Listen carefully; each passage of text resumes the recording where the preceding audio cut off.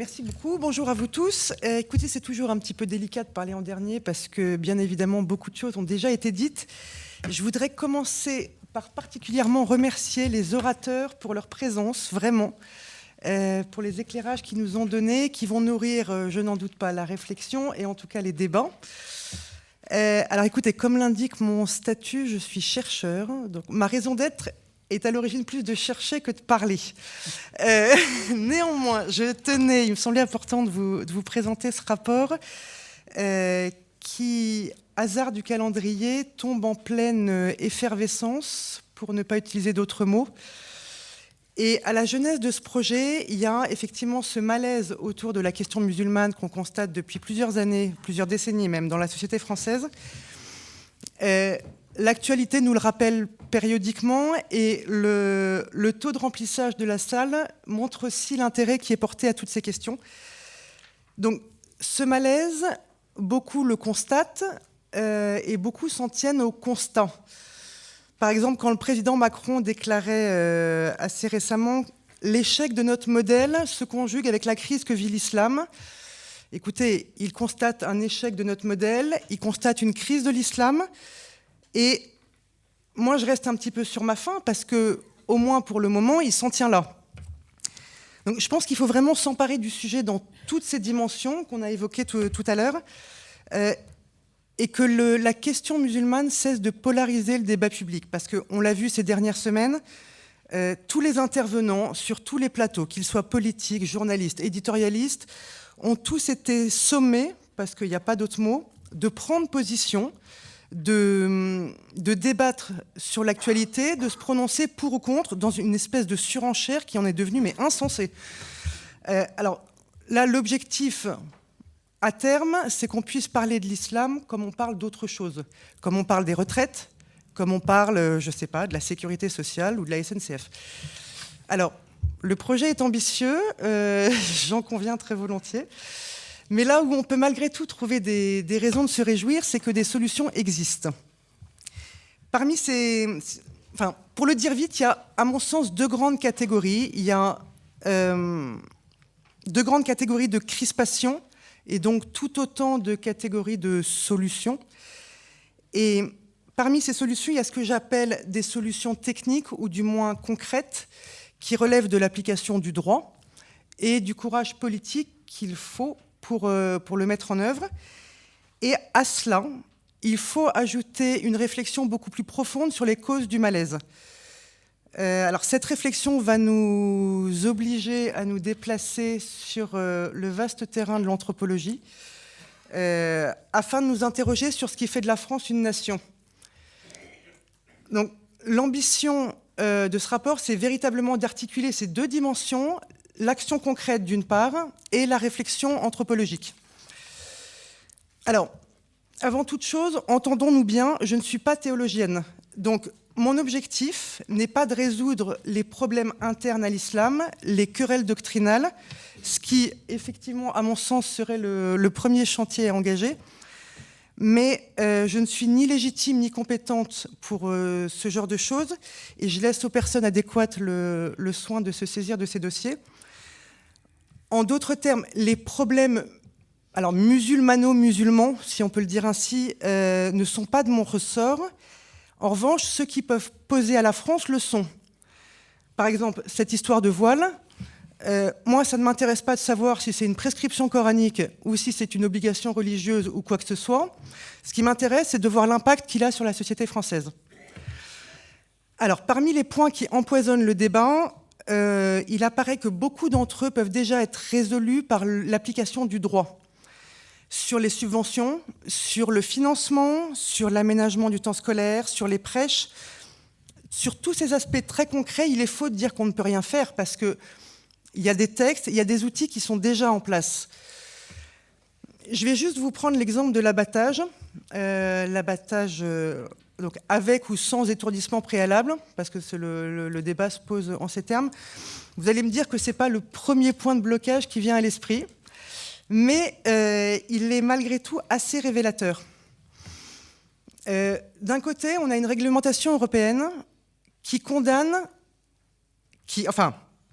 qui se prononce contre l'abattage sans étourdissement préalable.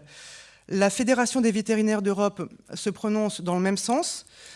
Le Code français, le Code rural et de la pêche, dans ses dispositions générales, interdit l'abattage sans étourdissement. Le gouvernement, dans le même temps, met au registre de ses priorités la lutte contre la maltraitance animale. Et dernier point, et pas des moindres, un certain nombre de pays à majorité musulmane, je pense à la Malaisie, à la Jordanie, à l'Indonésie, ce qui n'est quand même pas des moindres, pratiquent d'ores et déjà l'étourdissement avant l'abattage, notamment par électronarcose. On a toutes ces prises de position, une quasi-unanimité sur le sujet, et à côté de ça, on a la France qui, de son côté, persiste à accorder des dérogations pour l'abattage rituel, donc des dérogations à l'étourdissement, pour l'abattage rituel. En d'autres termes, la France accorde un traitement spécifique pour des motifs religieux. Alors, en plus d'être complètement incompréhensible, cette position de la France instaure de fait une inégalité devant la loi. Parce que, soyons très clairs, l'étourdissement avant l'abattage, c'est plus long, donc plus cher. Donc ceux qui y sont tenus, parce qu'en dehors de l'abattage rituel, sont défavorisés, c'est évident. Bon, mais comme le disait Aram Mardirossian tout à l'heure, le droit finalement n'est qu'un outil. Donc en complément de cette application pure du droit, vient aussi le courage de fixer un cap, une ligne politique claire sur tous ces sujets. Quand c'était un peu avant la semaine dernière, c'était au moment de l'incident de Dijon au Conseil régional, Monsieur le ministre de l'Éducation déclare que le voile n'est pas souhaitable, mais qu'une loi serait contre-productive. Alors, écoutez, là, typiquement, il s'inscrit dans la tendance de... Alors, on a bien vu qu'il y avait quelque chose qui n'allait pas, mais surtout, ne changeons rien. C'est complètement illisible. À l'inverse, le Sénat, qui adopte en première lecture un texte sur ce même sujet, sur le voile des accompagnatrices en sortie scolaire, là, c'est lisible. Ce vote-là indique clairement la position du Sénat sur cette question. Alors, qu'on soit d'accord ou pas avec le vote, à la limite, peu importe, ce n'est pas du tout la question. Il se trouve que là, on a l'expression claire d'une ligne politique. C'est, à mon avis, cette même démarche qui doit être engagée sur un certain nombre de sujets, comme le statut des associations, comme l'organisation du culte, alors soit pour compléter des dispositions existantes, soit pour se positionner vraiment. Parce que, en réalité, comme le soulevait M. Lemoine tout à l'heure, un État qui ne se prononce pas, c'est un État qui se défausse sur les collectivités, sur les maires, sur les directeurs d'établissements qui, eux, sont en première ligne pour gérer toutes ces problématiques sans qu'on leur donne, en plus, ni les moyens ni les outils. Alors, ce premier volet, il est effectivement indispensable. Il l'est d'autant plus qu'il présente l'avantage d'être applicable immédiatement et de porter des fruits dans un relatif court terme, pour peu qu'on le souhaite.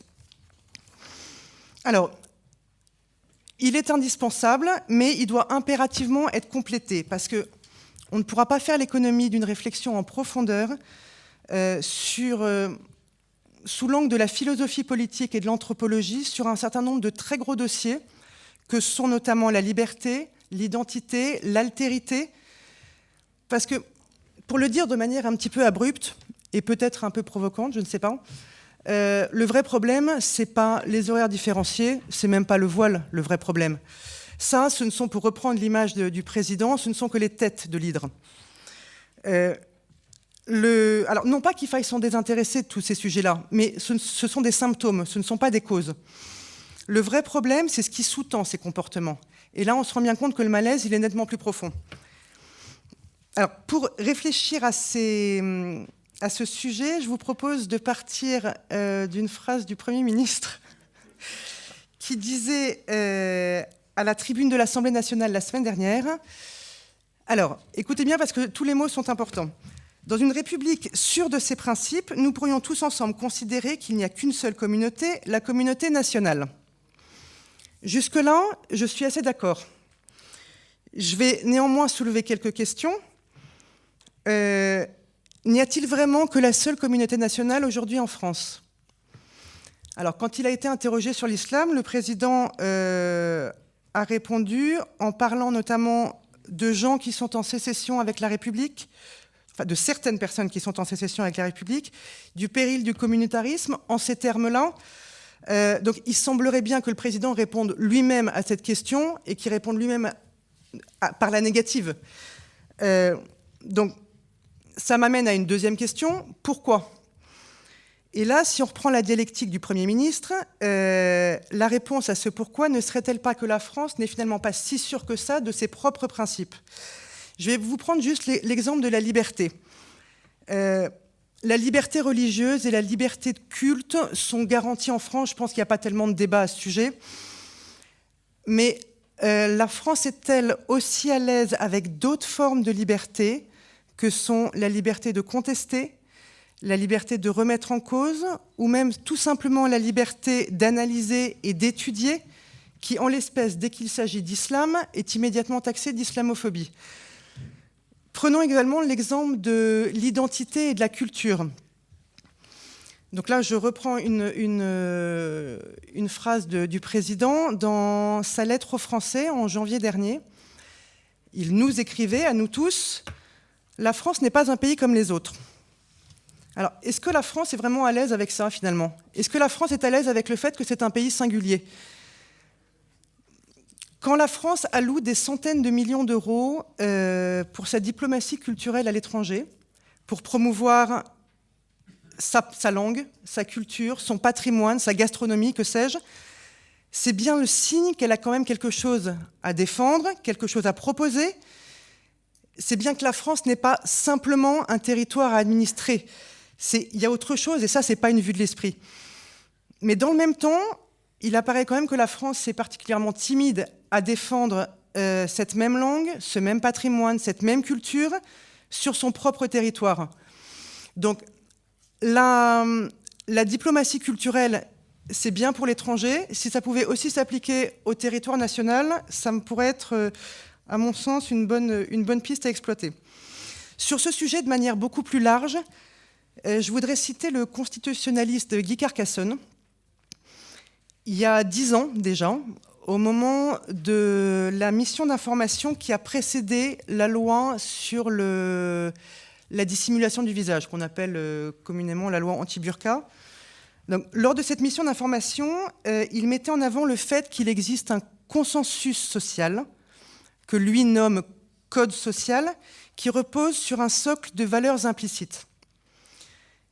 Il soulignait, durant la même intervention, la difficulté de transcrire en droit toutes ces valeurs implicites parce que ça ne relève pas de l'objectivité de la loi. C'est plus ou moins ce que M. Pierre Manant met sous le registre des formes de vie. Donc là, on voit bien que le défi, il n'est pas économique, il n'est pas ou plus seulement juridique, il est avant tout culturel. Et on voit bien qu'on tourne autour de cette question depuis des années sans jamais véritablement y rentrer.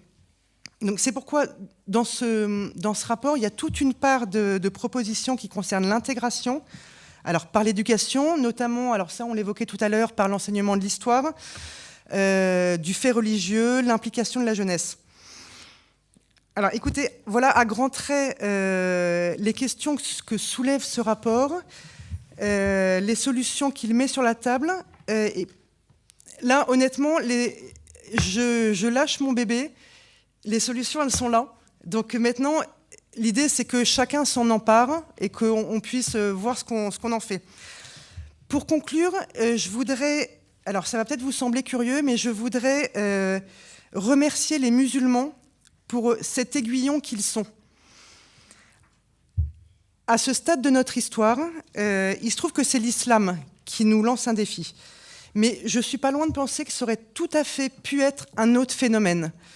En l'occurrence, là, c'est l'islam qui nous pousse dans nos retranchements et qui nous force à répondre à un certain nombre de questions, à définir ce qui nous paraissait jusque-là évident, à savoir qui nous sommes et ce que nous voulons comme modèle pour la France.